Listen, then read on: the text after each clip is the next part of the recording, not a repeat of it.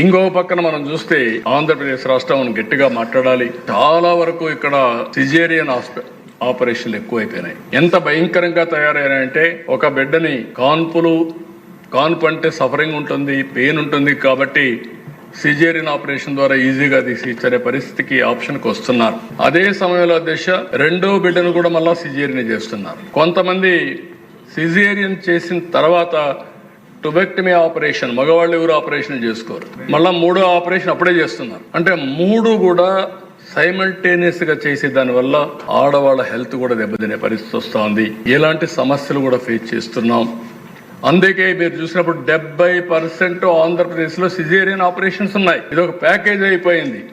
సత్యకుమార్ గారు, మా మంత్రి గారు ఉన్నారు, మీ బాధ్యత ఎట్లా మోటివేట్ చేయాలన్నా మోటివేట్ చేసి, హాస్పిటల్స్ మోటివేట్ చేసి, దేశంలో ఎక్కడా లేని విధంగా highest caesarean operations Andhra Pradesh. Easy solution కొని ముందుకెళ్ళిపోయే పరిస్థితికి వస్తున్నాం. మన తర్వాత ఉండేది 50%, 40%, all India level 20%. All India అయితే మన దగ్గర 70% ఉండే పరిస్థితి వచ్చింది. ఇది కూడా మీరు వర్కౌట్ చేయాల్సిన అవసరం ఉంది. ఇంకో పక్కన మిడ్ వైఫ్స్ కింద royal college of midwives England అంటే సేఫ్ డెలివరీకి వీళ్ళని ట్రైన్ చేయడం. సీనియర్ మన నర్సెస్ ఉంటారు, సీనియర్ నర్సెస్ కానీ 1.5 year కోర్స్ ఇది కూడా తయారు చేద్దాం. మళ్ళీ రివర్స్ చేయాల్సిన అవసరం ఉంది. సేఫ్ డెలివరీ కోసం, నేచురల్ డెలివరీ కోసం మనం ముందుకు పోవాల్సిన అవసరం ఉంది.